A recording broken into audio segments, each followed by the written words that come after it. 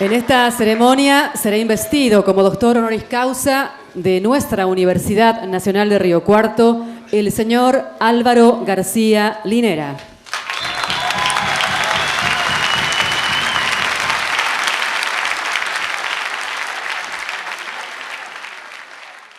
Honoris causa es una locución latina que significa etimológicamente por causa de honor.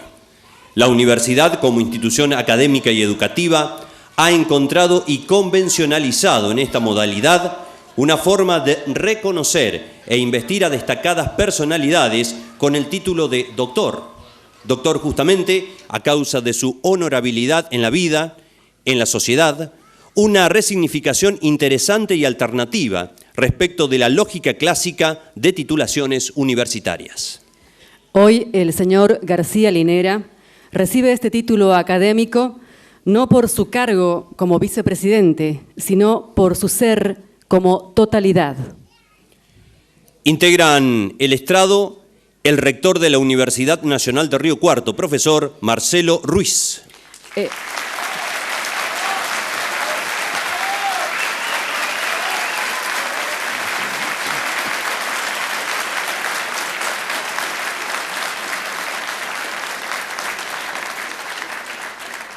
El vicepresidente del Estado Plurinacional de Bolivia, Álvaro García Linera.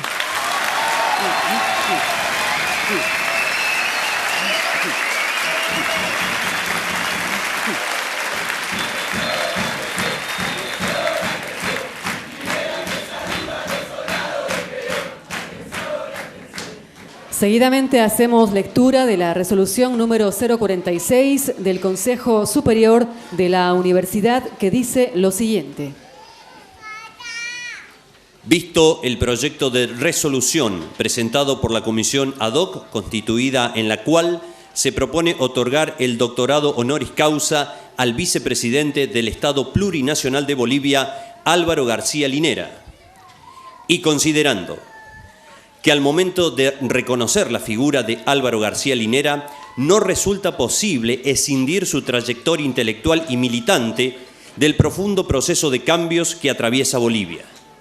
Se trata de una histórica refundación institucional que parte del reconocimiento de la diversidad de pueblos, naciones, idiomas y culturas que conviven en ese país.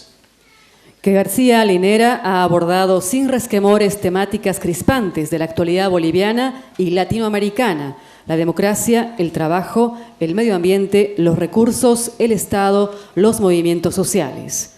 Que la biografía de García Linera está impregnada de un intenso compromiso técnico y militante, ya que se involucró de lleno en la búsqueda por conciliar teoría y praxis política en pos de inclusión y dignidad. Su praxis intelectual, interdisciplinar, y que además ha insistido en una permanente formación de carácter abierta.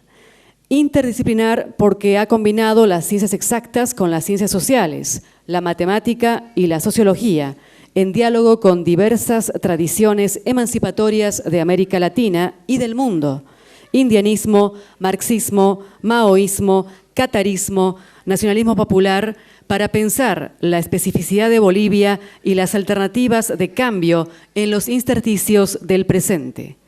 Que este devenir no ha sido sencillo, en tanto García Linera tuvo que afrontar momentos de suma hostilidad como la persecución, la tortura y la prisión. Que Álvaro García Linera ha sido un complemento perfecto desde su intelectualidad, de la pujanza y audacia de un líder sindical como Evo Morales Ayma, para promover la transformación política, social y cultural y el desarrollo de políticas que generaron un profundo cambio en Bolivia. Por ello, y en uso de las atribuciones que le fueron conferidas en el estatuto de esta Universidad Nacional y en el reglamento interno del Consejo Superior, el Consejo Superior resuelve. Artículo primero. Otorgar al señor vicepresidente del Estado Plurinacional de Bolivia, doctor Álvaro García Linera, el título de doctor honoris causa de la Universidad Nacional de Río Cuarto.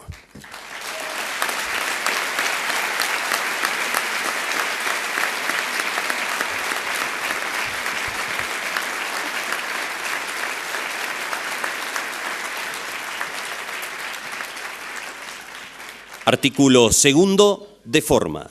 La resolución lleva la firma del rector, profesor Marcelo Ruiz, y del secretario general, profesor Pablo Galimberti.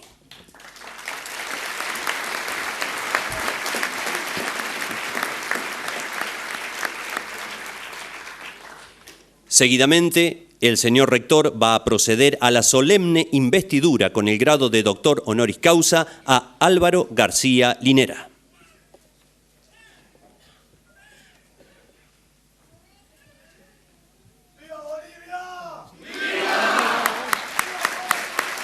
Por la Universidad Nacional de Río Cuarto y por resolución de su Consejo Superior, Álvaro García Linera ha sido nombrado doctor honoris causa.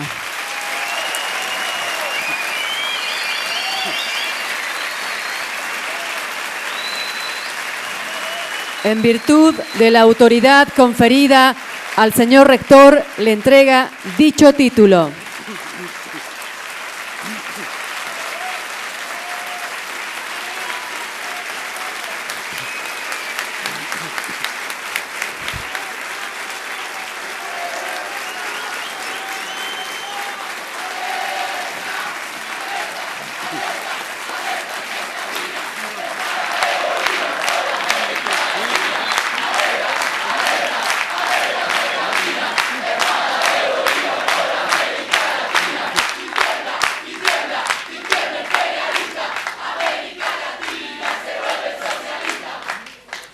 Se ha entregado el título entonces y también copia original de la resolución del nombramiento.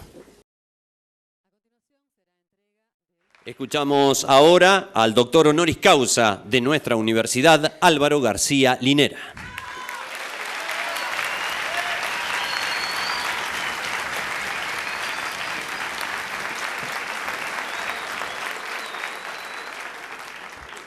Muy buenas tardes a todos ustedes. Un saludo muy respetuoso, muy cariñoso a todos los hermanos y hermanas que se han hecho presentes en este lindo auditorio de la Universidad Nacional de Río Cuarto. Quiero saludar con mucho respeto y agradecimiento al profesor Marcelo Ruiz, rector de la Universidad Nacional de Río Cuarto, a su vicerrector, profesor Javier Selmis, a un viejo conocido, hermano y amigo de Bolivia, compañero Jorge Taina, presidente del Centro de Estudios del Sur, Sede Sur. Gracias por acompañarme siempre usted, mi compañero. Muchísimas gracias. Lo queremos mucho en Bolivia, lo queremos mucho. Agradecer a los decanos de la Facultad de Agronomía, de Ciencias Económicas, de Ciencias Exactas, de Ciencias Humanas, de Ingeniería. Saludar a nuestro embajador que nos acompaña estos momentos, al intendente de Higueras, al vicedecano de las diferentes facultades, al subsecretario de Agricultura Familiar de la Nación, al compañero señor Ricardo Besani de la Subsecretaría de Agricultura Familiar de Córdoba, al presidente de la Comunidad Boliviana de Río Cuarto, a las autoridades municipales del sector educativo, a los profesores, y en particular quiero agradecer a mis compatriotas bolivianos que han venido aquí a saludarme. Muchas gracias mis hermanos.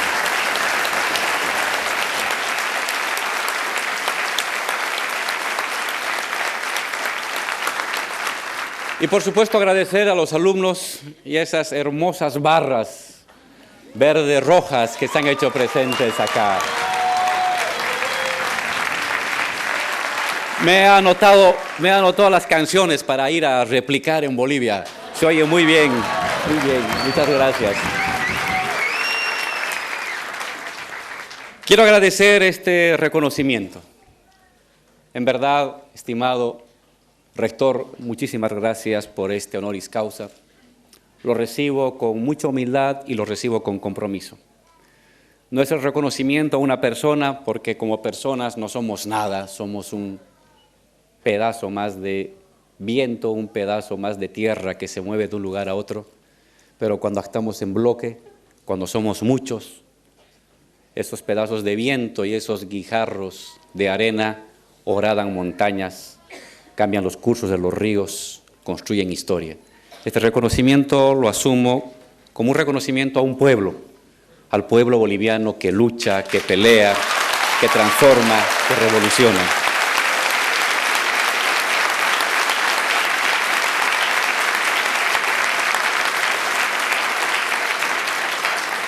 Y justamente quiero hablarles un poco de mi patria, de Bolivia, en la perspectiva de dialogar con ustedes lo que puede ser una teoría de los procesos de transformación y una teoría de los procesos de transición revolucionaria. Como ustedes saben, Bolivia es un país que queda en el centro del continente, al igual que el Perú, sede de grandes construcciones civilizatorias preincaicas, precoloniales, lugares donde se desarrolló una gran tecnología, una gran agricultura, una gran astronomía, y lugares donde, como en el resto del continente, vino una colonización que destruyó y paró de cuajo el proceso, un proceso civilizatorio muy particular. En la colonia, nuestro país fue el centro de la generación de la plata que luego iba a España, ya sea por el puerto del Callao, ya sea por el puerto de Buenos Aires, o de la plata que iba a China, a la India, por las naves que crearon el primer proceso de mundialización que se ha conocido en la historia de la humanidad en el siglo XVI. La colonia instauró un régimen de exclusión y de explotación de los sectores y de las naciones indígenas. El hecho colonial se impuso como dominación de los pueblos nativos, como explotación de los pueblos nativos y como subordinación de los pueblos nativos.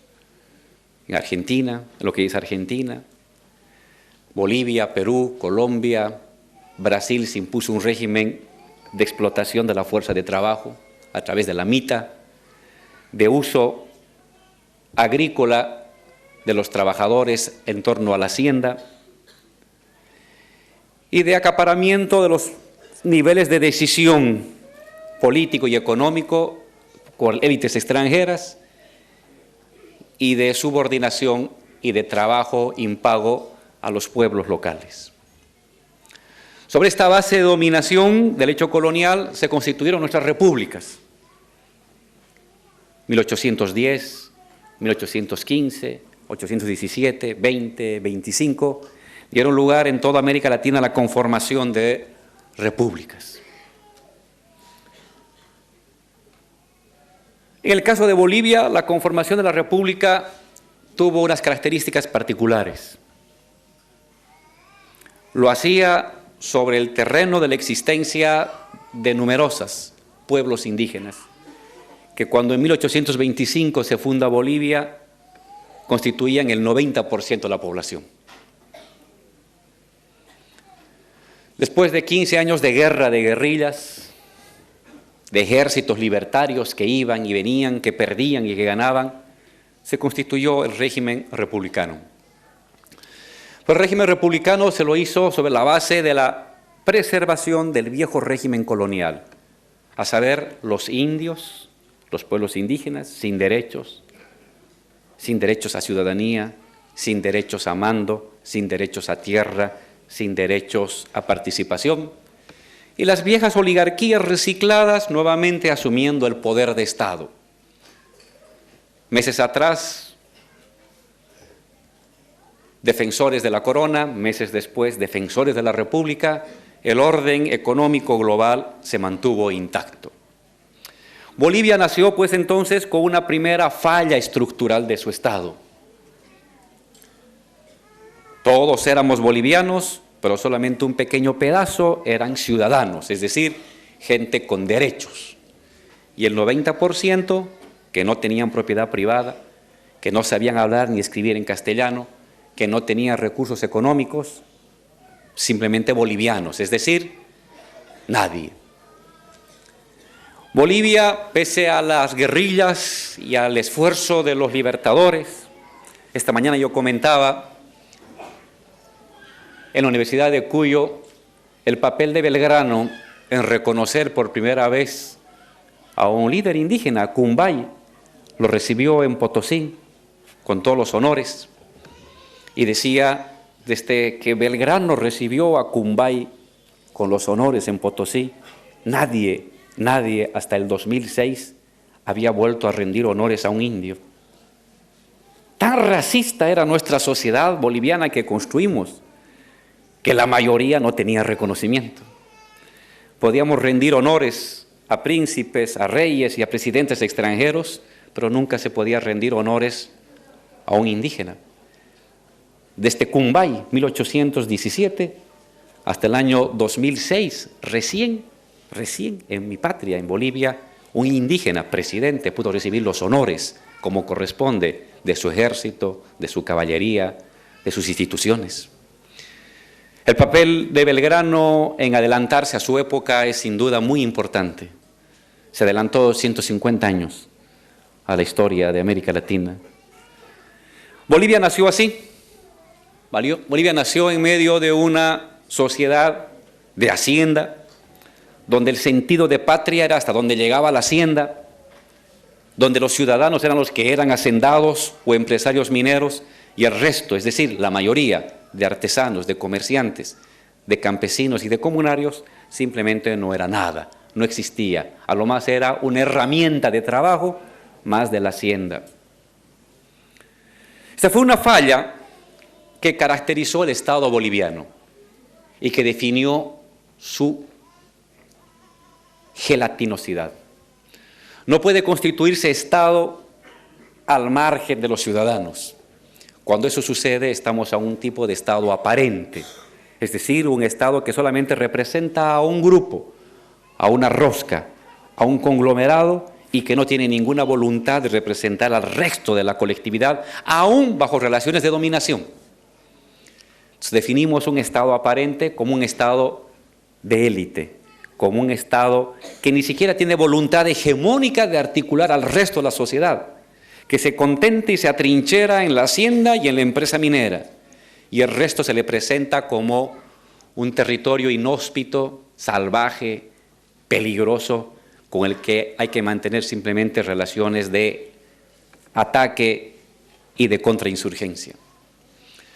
Así nació Bolivia, esa Bolivia de trabajadores mineros, de indígenas campesinos que cultivan la tierra a 4.000 metros de altura, que cultivan la tierra en los valles áridos, que cultivan la tierra en las llanuras amazónicas. Como el resto de América Latina, Bolivia atravesó distintos periodos históricos de su conformación política. En el último siglo XX, regímenes nacional populares, formales, parciales, algunas veces radicales, rápidamente truncados por dictaduras militares. Y después de las dictaduras militares que persiguieron y destruyeron a toda una generación de jóvenes, de luchadores, de intelectuales, de dirigentes sociales, de dirigentes sindicales, vino la segunda etapa de la noche y de las décadas perdidas llamado neoliberalismo. Al igual que en Argentina, al igual que en Brasil, al igual que en Ecuador, al igual que en Paraguay, al igual que en Venezuela, en los años 80 y 90, apenas estábamos saliendo las dictaduras, vino el régimen neoliberal. Las dictaduras cumplieron un primer paso, deshacerse de una generación crítica de luchadores y de pensadores. Y sobre ese terreno abonado por las dictaduras militares continentales, surgió el neoliberalismo. El neoliberalismo fue la continuación de la dictadura por medios electorales. La dictadura fragmentó la sociedad y liquidó a sus líderes. El neoliberalismo aprovechó eso para expropiar lo público. Al igual que en Argentina, en Bolivia se privatizó el agua, se privatizó la electricidad, se privatizó la línea aérea, Se privatizó el gas, se privatizó el petróleo, se privatizó la electricidad, se privatizó las refinerías, se privatizó las telecomunicaciones. Como el resto del continente, un solo discurso es la globalización, y eso es algo irreversible. Es el libre mercado que va a asignar ciegamente los recursos a los más aptos y a los más pobres por goteo, por derrame de los más ricos, también les va a llegar sus gotas, llegado el momento, a los más pobres. Se entregó los recursos de generaciones, de 3, de 4 generaciones, se entregaron a las empresas privadas. Los bienes comunes estatales se entregó al extranjero. Los bienes comunes no estatales se entregó a la inversión privada local y a la inversión privada extranjera. Se nos aseguraba que ese era el mejor modelo y era el único modelo de crecimiento y de bienestar. Poco tiempo atrás había caído el muro de Berlín, la experiencia soviética se mostraba fracasada y entonces parecía que no había alternativa, que el único destino de la humanidad era seguir el camino del neoliberalismo, de la globalización, del libre mercado. La historia había acabado, había llegado a su cenit y lo que quedaba ahora era simplemente repetir con mayor o menor eficiencia este camino único de la humanidad. Se nos habló de que se derrumbaban las narrativas, las grandes narrativas, los grandes ideales. No es que desaparecían las grandes narrativas, estábamos ante una nueva gran narrativa, pero de carácter hipócrita y vergonzosa, porque el libre mercado y la globalización es también una gran narrativa que se pasa o que quiere aparecer como que no fuera la narrativa, como si fuera el fin de las narrativas. Se habló de la extinción de la clase obrera, se habló de la extinción de la opción socialista, se habló de que no había más opción que el neoliberalismo. Muchos compañeros enterraron sus banderas, no había opción, parecía que no había otro camino. A regañadientes o entusiastas, y no hay más entusiasta que un izquierdista renegado, muchos pasaron a servir a las filas de la derecha.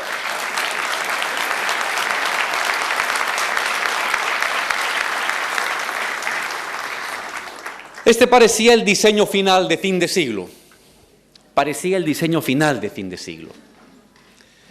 Pero en Bolivia, pero también en Argentina, pero también en Venezuela, pero también en Ecuador, pero también en Brasil, pero déjeme contar lo que pasó en Bolivia sobre este escenario de desorganización social, de proscripción de sindicatos, de debilitamiento de organizaciones sociales, de privatización de lo público, de predominio académico, intelectual y mediático de la libre empresa, de la globalización, de la privatización como la mejor manera de generar riqueza y de distribuirla. Sobre ese escenario predominante y sobre las ilusiones de que a corto tiempo íbamos a convertirnos en la Suiza latinoamericana, una Suiza de cabellitos oscuros, pero Suiza al fin, nos decían, de cabellitos negros, de cabecitas negras. Yo no tengo cabecita blanca, pero tenía mi cabecita negra cuando era joven, compañero Tayana. Sobre este escenario, ¿qué sucedió en Bolivia? ¿Qué pasó para que en menos de 5 años el escenario girara de manera radical? En primer lugar, la existencia de núcleos de resistencia. El neoliberalismo no lo podía ocupar todo, podía derrumbar sindicatos obreros, pero quedaban organizaciones territoriales de comerciantes, de pequeños trabajadores, de artesanos. El neoliberalismo podía destruir las organizaciones sindicales campesinas, pero quedaban núcleos de resistencia, defendiendo su derecho a la tierra, su derecho al agua, su derecho a la producción. Es el caso de las 6 federaciones del trópico del Chapare, donde estaba el presidente Evo. Es decir, habían núcleos de resistencia que mediante movilizaciones locales y fragmentadas se oponían y generaban, aunque de manera muy diminuta, contratendencias, contralecturas a esta visión dominante neoliberal.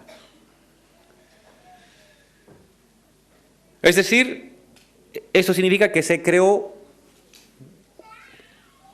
una camada, digámoslo así, una pequeña generación de activistas, en minoría, casi marginales, pero que pese a eso mantenían despierto la llave y la llama de la emancipación.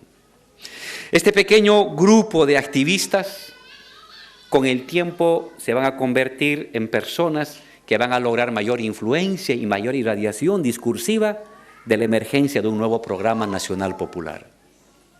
Entonces, primer elemento, la existencia de núcleos pequeños, fragmentados, aislados y marginales, pero persistentes de resistencia a las políticas neoliberales. Segundo paso, la lógica neoliberal, parte de la lógica capitalista, es la acumulación incesante por la expropiación. El neoliberalismo no crea nueva riqueza, se expropia de la riqueza anteriormente creada. Es lo que Harvey llama la acumulación por expropiación, no la acumulación por producción, que coincide con el último texto del profesor Piketty, que se ha puesto de moda, que analiza la predominancia del capitalismo rentista por encima del capitalismo meritocrático.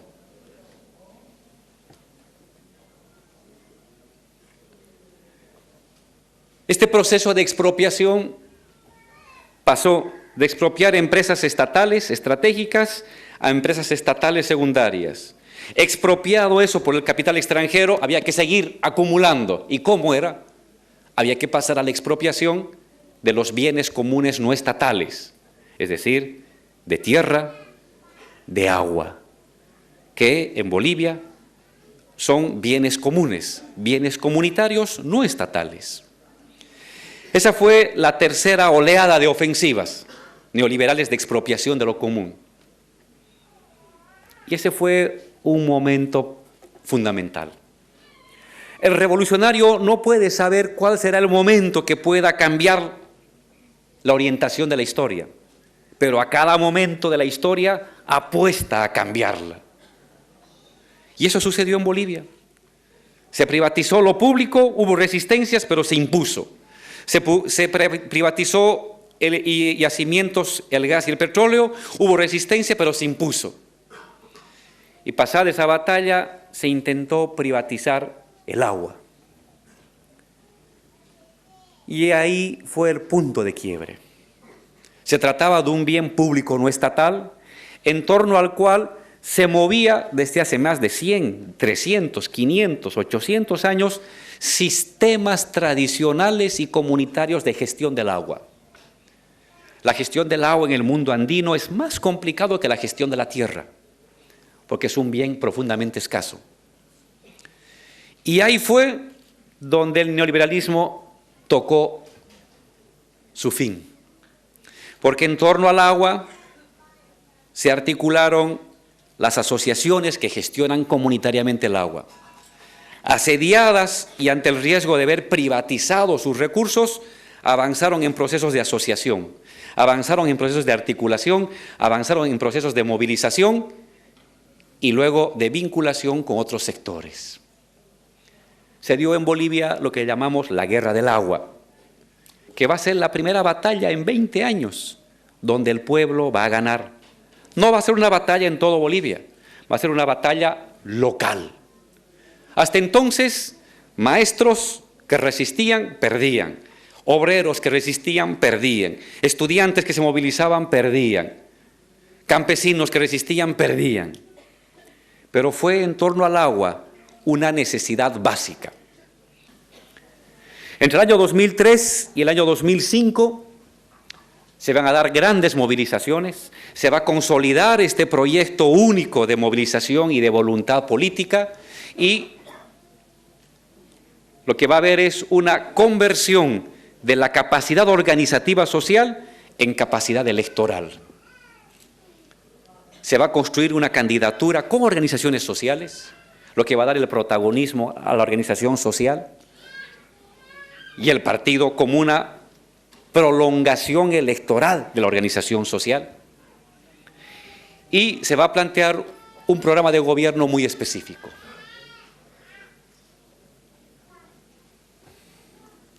Sobre una crisis estatal, sobre una fisura en el proceso de dominación, sobre una insatisfacción en el cumplimiento de ofertas por parte del gobierno, lo que se hizo en Bolivia es, sobre la base de un bloque de militantes, sobre la base de una estructura de necesidades muy específicas de organizaciones sociales, lo que se hizo es crear una cuña que permitió que la crisis estatal y de gobierno poco a poco se convierta en una crisis de gobernabilidad y luego en una crisis social general.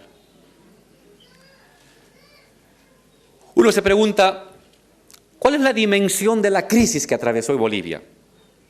Primero, en un horizonte de corto plazo, la crisis del neoliberalismo. No había creado la riqueza que se había propuesto, no había distribuido lo que se había señalado, no había generado las condiciones de bienestar que se había ofertado. Pero sobre esta crisis del neoliberalismo se va a aprovechar, o más bien se va a afrontar una crisis del propio Estado boliviano. ¿Cuál es? La exclusión del movimiento indígena. Eso se dio en tiempos neoliberales, se dio en tiempos de dictadura, se dio en tiempos republicanos. Esta era una contradicción de largo aliento de la conformación estatal. Entonces se puede decir que en Bolivia se van a montar dos crisis. La crisis de corta duración del neoliberalismo con la crisis de larga duración de la República. O mejor, la fractura republicana que no reconocía a los pueblos indígenas con la fractura neoliberal de una injusta distribución de la riqueza. Y ambas crisis y ambas fracturas se van a montar en un momento específico. La victoria del presidente Evo el año 2005 con el 54% marca la profundidad de la crisis y la profundidad de esta nueva hegemonía nacional popular que se va construyendo. ¿Cómo es posible que en un país donde los pueblos indígenas jamás habían pisado el Parlamento, jamás habían estado en procesos de gobierno, jamás habían tenido estructuras de poder y de mando en el país, cómo es posible que este orden colonial reproducido por la República en un momento se derrumbe? Votar por un indígena en Bolivia era votar contra toda la historia de 180 años de vida que había enseñado a que los indígenas solamente pueden ser mandados, dominados, ordenados. Pero el año 2005 lo que va a suceder es una especie de cataclismo mental, una ruptura epistemológica en las percepciones de las personas que llevan a indígenas y a no indígenas a votar por el primer presidente indígena de Bolivia como presidente del Estado boliviano. ¿Cómo se llegó a eso? Ante todo, mediante un avance y una lucha ideológica y cultural. Esta mañana yo hablaba sobre los conceptos de hegemonía. Antes de las victorias electorales, antes de las victorias políticas y militares que se van a dar en los siguientes años, 2007, 2008, 2009, ha tenido que haber otra victoria ideológica. Se ha tenido que dar la batalla en el ámbito de las ideas, de las percepciones, del sentido común revolucionario.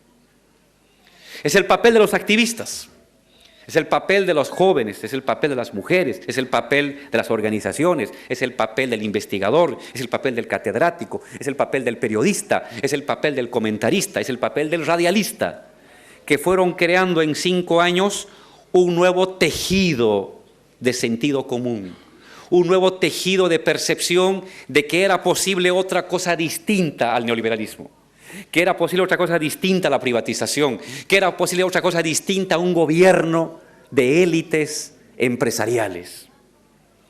Es decir, A la victoria electoral le antecedió una victoria ideológica. A la victoria política le antecedió una victoria ideológica. A la victoria militar le antecedió una victoria ideológica. La experiencia, estoy seguro que en América Latina, pero en particular en Bolivia, que es la referencia que yo tengo, es que la lucha política se dirime en primer lugar en el mundo de las ideas, en el mundo del sentido común, en el mundo de las percepciones. Si es que no se hubiera dado un cataclismo mental 3, 4 años antes del 2005 en la población boliviana, con seguridad que hasta el día de hoy seguiríamos teniendo un empresario como presidente que hablara mal o bien el inglés, como era Sánchez de Lozada. Tuvo que darse un cataclismo, que yo lo viví de una manera muy clara la vez que fui al norte de Potosí, una población en el centro de Bolivia muy pobre, muy humilde. Yo me acuerdo que le preguntaba a un niño, había un niño de 8 años, le pregunto, joven, era ya el 2007, habíamos creado un bono para los jóvenes que acaban el colegio, se les entregaba un aliciente, un incentivo para que se mantengan en el colegio, porque antes había mucho abandono. Y me acerco al joven y le digo, joven, tenía 8 años, él era quechua, y le pregunto, ¿qué vas a hacer con tu bono Juancito Pinto? En otros años seguramente me hubiera dicho, voy a agarrar mi Juancito Pinto y me voy a comprar útiles, me voy a comprar cuadernos o le voy a comprar un chanchito. Y lo que el joven me dijo, de 8 años, me mira y con seriedad, voy a ahorrar esta plata para ser presidente como el Evo Morales, me dice.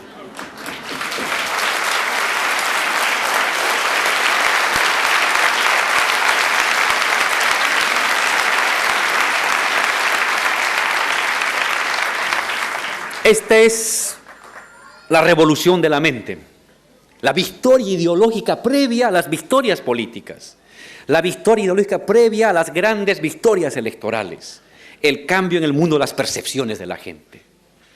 Y eso es lo que se trabajó entre el año 2000 y 2005, de tal manera que la victoria del presidente Evo, que para muchos se va a presentar como si fuera un rayo en cielo despejado, no, había tenido todo un basamento silencioso de luchas discursivas, de luchas organizativas, no solamente en los periódicos, que son lugares donde se construye opinión pública.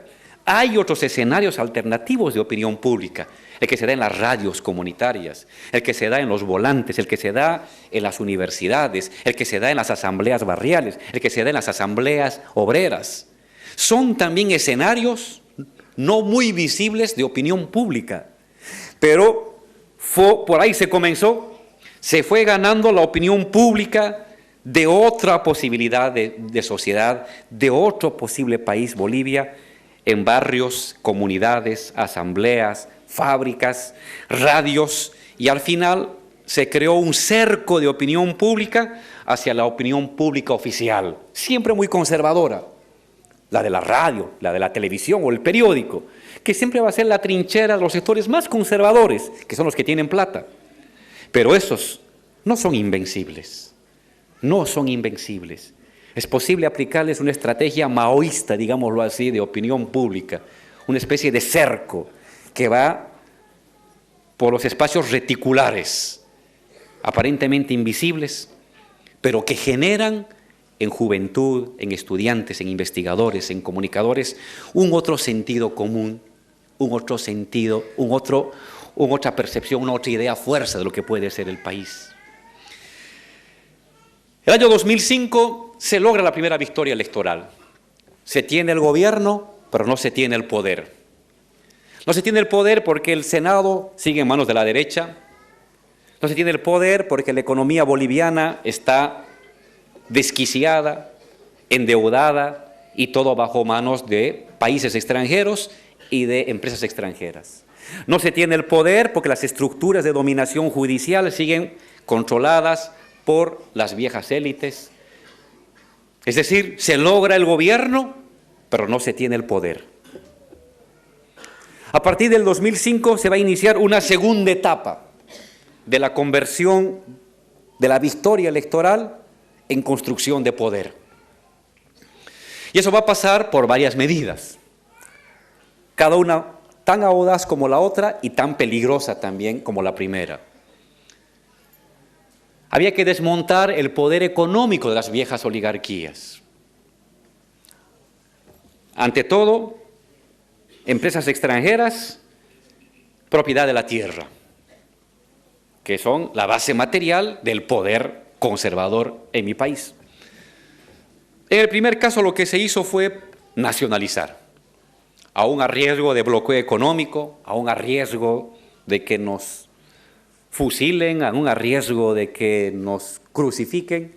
El presidente Evo, a los 3 meses de asumir el gobierno, preparamos de una manera muy silenciosa y decretamos la nacionalización de los hidrocarburos en Bolivia.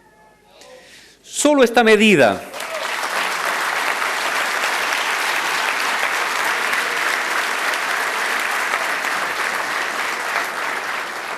nos decían de todo, que no conviene, que nos van a bloquear los mercados, que no va a haber tecnología, que nos van a cerrar las válvulas, que van a cerrar los ductos, que no va a haber gente capaz, que las potencias internacionales nos iban a bloquear cualquier tipo de actividad y de comercio. Se generó toda una serie de miedos para que no tomáramos esa decisión.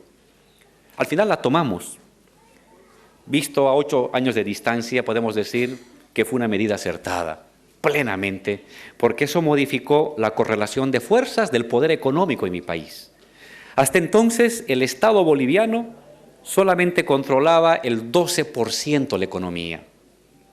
Hoy el Estado boliviano controla el 40% de la economía, lo que le permite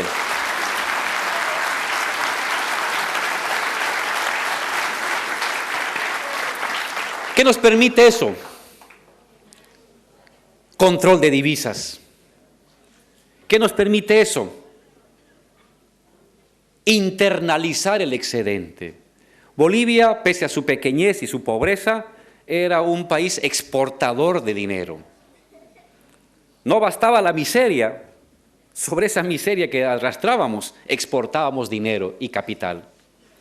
A través de la nacionalización lo que se hace es el excedente, la ganancia que se genera en electricidad, en luz eléctrica, en electricidad, en telecomunicaciones, en gas y en petróleo, retenerlo en el país. Con esta medida, Bolivia ha pasado a tener una economía de 8.000 millones de dólares el año 2005. Debe ser la economía ni de Río Cuarto, debe ser más pequeña. 8.000 millones no es nada para Argentina. Para Bolivia ese es el tamaño de la economía. En 8 años hemos pasado de 8.000 millones a 33.000 millones de dólares de nuestra economía.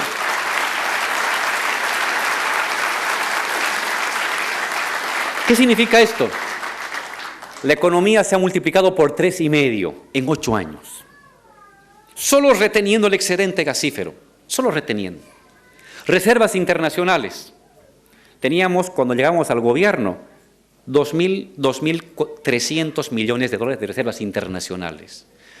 En 8 años hemos pasado de 2.300 a 15.000 millones de dólares de reservas internacionales. Es decir, la mitad del Producto Interno Bruto lo tenemos en reservas internacionales. El gasto público. Hasta entonces el gasto público de todo Bolivia era 600 millones de dólares en inversión. No en salarios, sino carreteras, infraestructura, 600 millones, el 2005. El año pasado, para este año 2014, está planificado 6.000 millones de dólares de inversión pública, es decir, 10 veces más.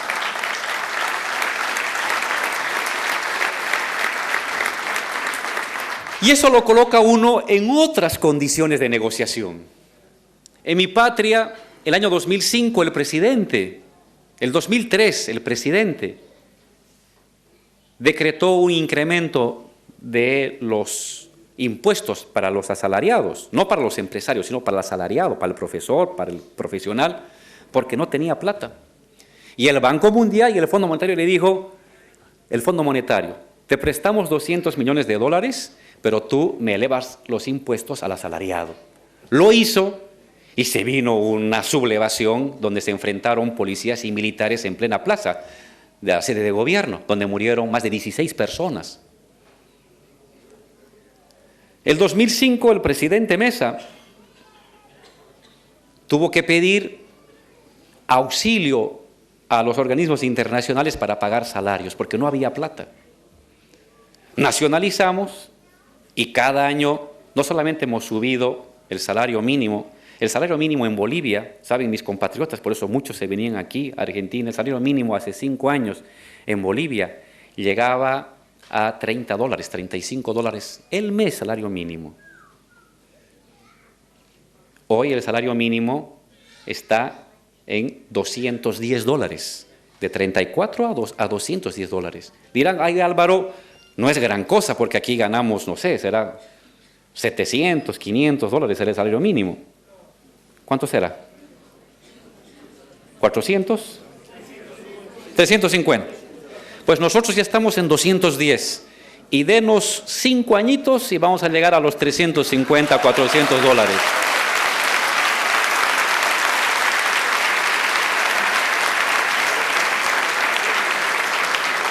¿Qué quiero decirles? Que la retención del excedente económico le permite al gobierno un conjunto de palancas extraordinarias.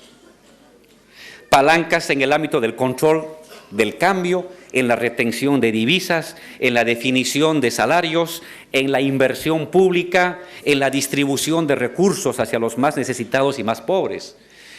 Bolivia era conocido como el país más pobre de América Latina.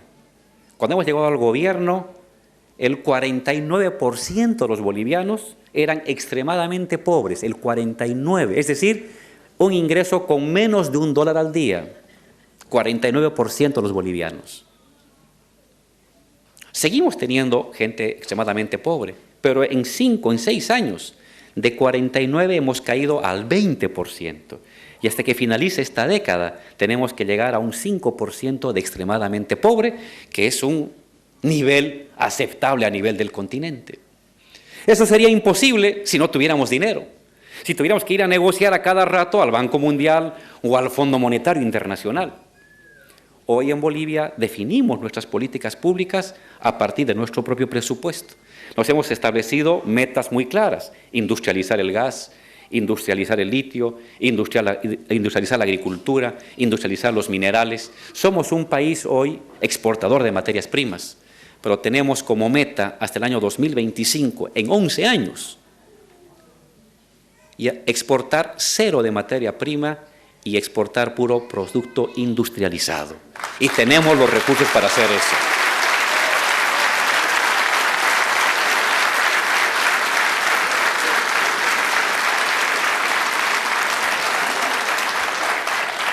Un elemento clave para los procesos revolucionarios es su capacidad de gestión económica.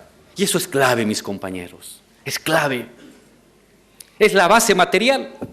Hemos aprendido desde que estamos en la universidad que la base material de cualquier sociedad es su economía. Podemos tener problemas de luchas, fracciones, luchas y tendencias, pero si la base económica es sólida, esas luchas ideológicas y políticas son remontables. Y por lo general los gobiernos de izquierda hemos sido hasta antes malos administradores económicos. Es el caso de Bolivia. En Bolivia, el año 1985, una coalición de izquierda del MIR, del Partido Comunista y del Movimiento Nacionalista Revolucionario de Izquierda llegó al gobierno. Hubo un gobierno de izquierda con presencia de los comunistas, pero duró 2 años. No se atrevieron a tomar decisiones económicas, tenían el Parlamento en contra, economías estatales debilitadas. En 2 años, el fracaso económico de la derecha preparó la avanzada de la derecha durante 20 años. Y encima estaban agrupaciones más radicales de trotskistas que les serruchaban el piso a los izquierdistas y al final se cayeron. Sí, fue así, fue así. Y no entró el trotskismo al gobierno. Uno diría, oye, qué bien que les des duro y va a entrar la izquierda, más izquierda. No fue así. Cuando está un gobierno progresista y lo atacas por la izquierda, no entra la izquierda más radical.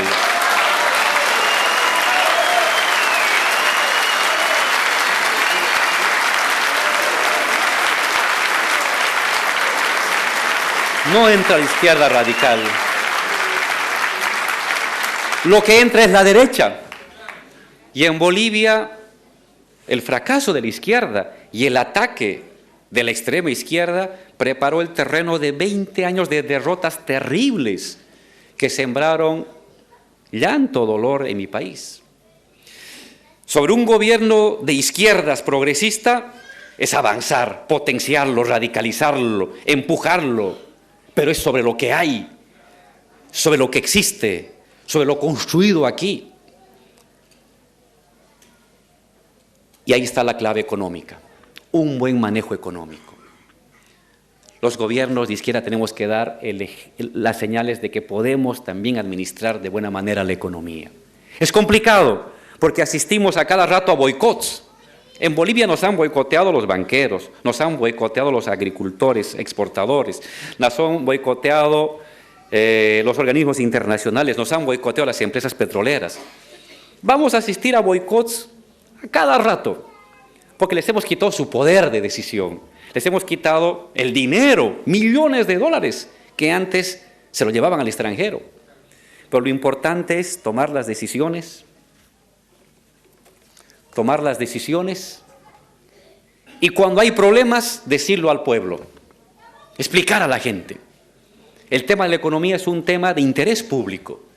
Y si hay un problema con tal o cual sector, enfrentar ese sector con el pueblo. Y si hay que tomar una otra medida económica que afecta al interés de un sector, explicarlo. Un gobierno revolucionario tiene que tomar medidas de cara al pueblo y potenciando permanentemente esta retención del excedente que amplía el mercado interno y que le da a uno soberanía para la toma de decisiones. Este es el gran reto, quizás el reto más importante en el siglo XXI para los gobiernos progresistas y de izquierda, sanear la economía. Y para sanear la economía y mantener la economía hay que tomar decisiones fuertes, hay que tomar decisiones que permitan al Estado la fortaleza y el control, no de todo, no estamos hablando de estatizar la economía, eso no funciona.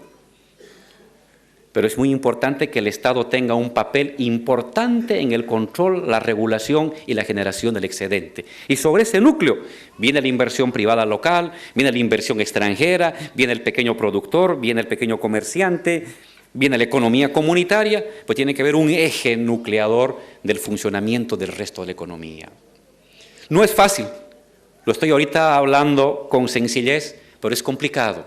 Pero en todo caso, en la gestión económica, salvando las dificultades, enfrentando valientemente las dificultades, explicando a la gente las dificultades que tenemos y avanzando conjuntamente con la gente para remontar la adversidad, es que un gobierno progresista y revolucionario puede avanzar en los siguientes pasos.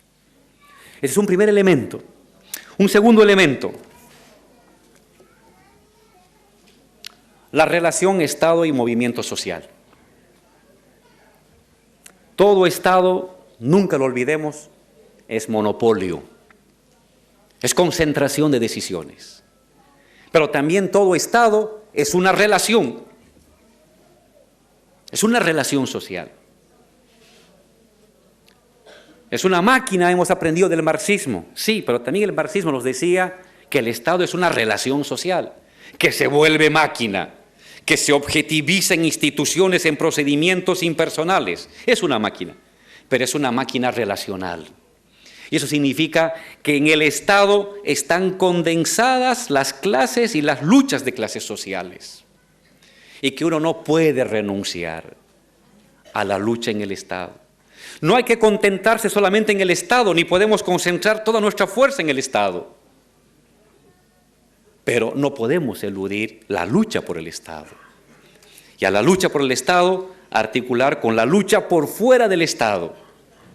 Una fortaleza de la organización social y una presencia en el Estado le permite a uno movilizarse con las dos herramientas, con los dos pies que permiten viabilizar procesos de transformación social.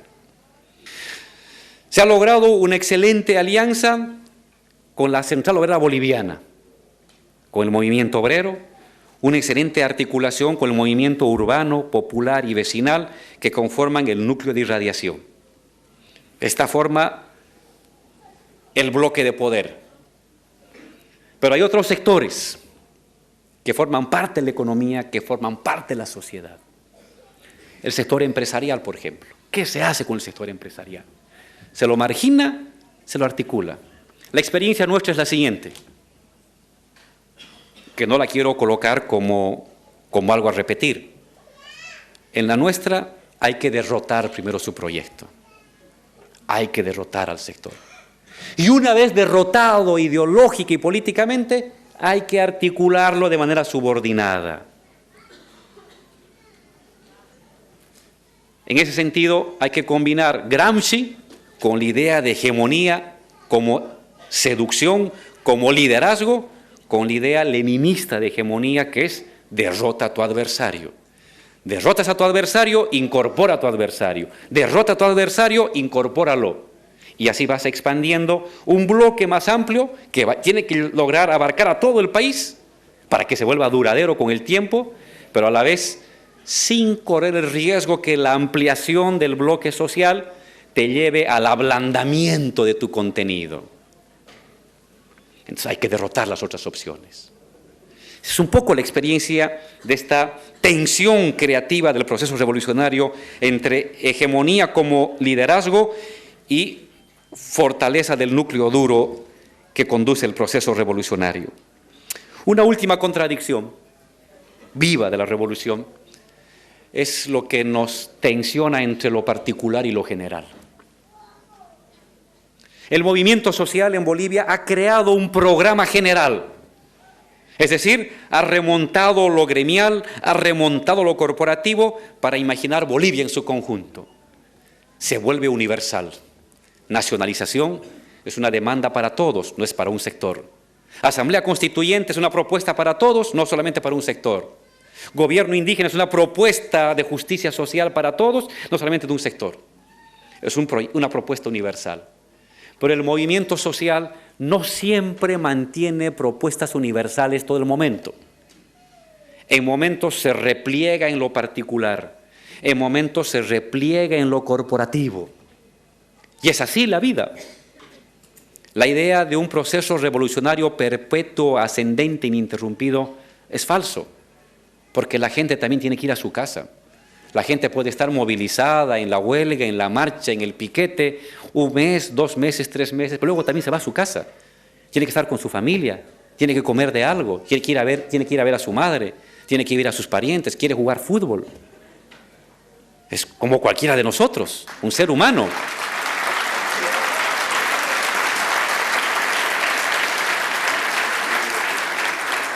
Por eso Marx hablaba sabiamente del proceso revolucionario como un flujo por oleadas, va y viene, va y viene, va y viene. En el momento de ascenso es el momento de la universalización de las demandas. En el momento del reflujo es el momento del corporativismo y del individualismo de la acción colectiva. Y hay que saber entenderla, no criticarla, entenderla, saber que así es la dinámica de lo social.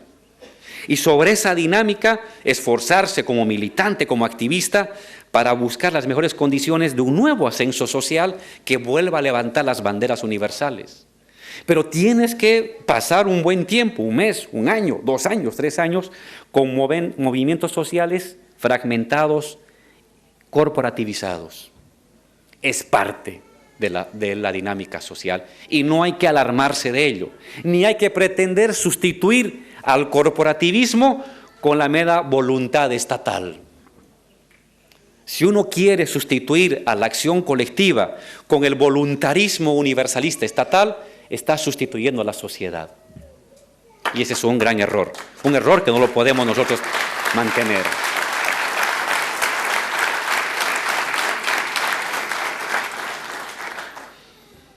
Esto estamos haciendo en Bolivia. Estas dificultades estamos enfrentando en Bolivia. Estas luchas estamos dando en Bolivia. Estas son nuestras experiencias que las queremos compartir con ustedes, nuestros hermanos, nuestros compañeros, que también tienen sus propias experiencias, también tienen sus propias dificultades, también tienen sus propios logros, que también es nuestro patrimonio. Lo que se hace en Argentina es también nuestro. Nos sirve, nos ayuda, lo necesitamos y necesitamos que Argentina avance más. Bolivia sola no va a poder asumir el reto de la transformación del continente. Argentina sola no puede asumir la transformación del mundo sola. Ni Ecuador ni Venezuela. Nos necesitamos. Sin ningún intento de que alguien tiene que enseñar al otro. Ni nadie es modelo de nadie. Cada experiencia tiene su particularidad y su riqueza. Lo que tenemos que hacer es compartir, enriquecernos, apoyarnos conjuntamente. Somos convencidos que el triunfo definitivo de los procesos revolucionarios es continental o no es triunfo. Y que cada experiencia por sí misma puede agotarse, puede debilitarse. Y que a las dificultades de una experiencia temporal tiene que venir el apoyo de otra experiencia más radical hasta que ésta agarre nuevamente fuerza y vuelva a potenciarse y a ir para adelante. No podemos perder esta gran oportunidad continental. Nunca como antes, nunca como hoy.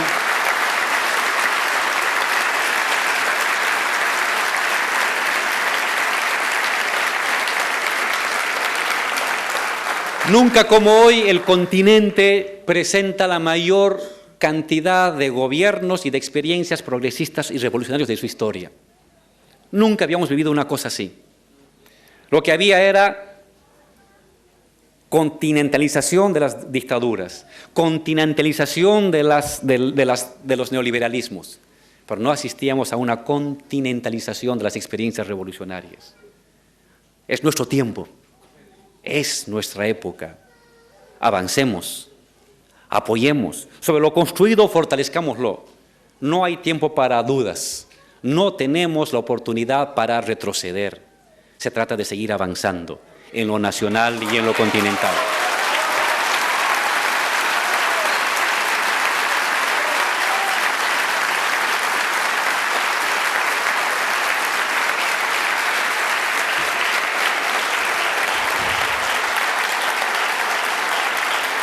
Hermanos argentinos, esto es lo que venimos haciendo los bolivianos. Un pueblo humilde, un pueblo trabajador, un pueblo muy sacrificado, un pueblo muy maltratado por la historia, pero que hoy mira con mucho optimismo, hoy mira con mucho orgullo el destino de la cabeza del presidente Evo, de los movimientos sociales, del liderazgo indígena. Y los necesitamos a ustedes, compañeros argentinos. Los necesitamos en sus luchas, en sus esperanzas, en sus solidaridades, en sus compromisos. No podemos dejarnos solos ni abandonarnos unos a los otros. Nos necesitamos juntamente. Sepan ustedes que Bolivia acompaña a Argentina y lo va a hacer hasta el último momento, hasta la última gota de solidaridad internacional, porque en Argentina, en Brasil, en Uruguay, en Paraguay, en Perú, en Chile, en Ecuador, en Venezuela, se juega el destino de Bolivia. Y el destino de ustedes también se juega en Bolivia. Estamos amarrados indisolublemente y asumamos el reto de construir conjuntamente una nueva patria, un nuevo continente, una nueva esperanza. Muchísimas gracias.